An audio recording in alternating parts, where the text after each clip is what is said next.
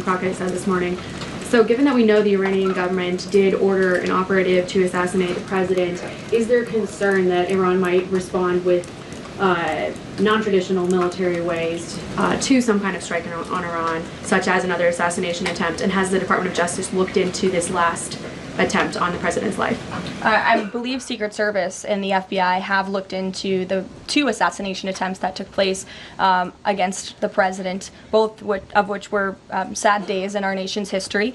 So I would defer you to the Department of Justice on where those investigations stand. But as for your question regarding Iranian retaliation, I'm not going to engage in hypotheticals again, but I can assure the American public and the world that this administration is prepared and ready to defend American interests and assets, not just in the region, but here on our homeland as well. Thank you. And then really quick on Jasmine Crockett, she said, I believe, that Trump supporters are mentally ill before calling for bipartisan support against the president. Can you respond to that, especially considering she's a rising star in the Democrat Party right now? She is a rising star. It's quite something to behold, actually. I hope that she continues to be a rising star for the Republican Party, at least. I think it's incredibly derogatory to accuse nearly 80 million Americans of mental illness. The last time I checked, Jasmine Crockett couldn't dream of winning such a majority of the public as President Trump did. And the America First movement, which President Trump has built, is filled of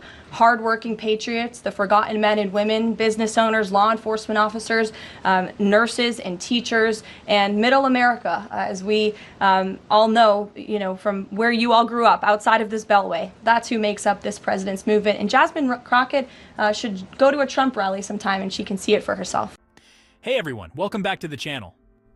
If you're new here, hit that subscribe button, give this video a like, and let's dive right into what may be one of the most disgusting yet most telling moments we've seen from the Democrat Party in a long time.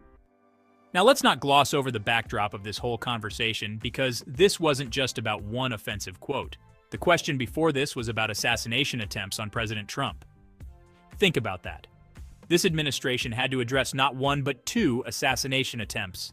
That's how dark and hostile the political climate has become. And rather than calling for peace or unity, Democrats like Jasmine Crockett are adding fuel to the fire with this kind of hate-filled rhetoric. Calling millions of Americans mentally ill is more than just disrespectful. It's dehumanizing. It strips people of their dignity. It tells them they don't belong in the national conversation. And it sets the stage for real-world violence, for censorship, for persecution. We've seen it happen before, and we know where this road leads. But here's where I want to take this conversation deeper. Because this isn't just about one Democrat saying something nasty. It's about a mentality that's taken over the left. This idea that if you disagree with them, you're not just wrong, you're dangerous, you're stupid, you're sick, you need to be re-educated or silenced or canceled. So to Jasmine Crockett, go ahead, keep talking, keep tweeting, keep giving interviews.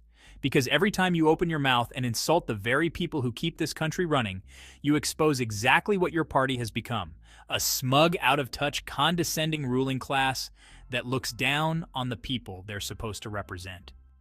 And to Karoline Leavitt, thank you. Thank you for defending the truth. Thank you for reminding the press and the nation that President Trump's supporters are not fringe extremists. We are Americans, we are patriots, and we're more united than ever. Thanks for watching. Don't forget to like, share, and subscribe. God bless you, and God bless the United States of America.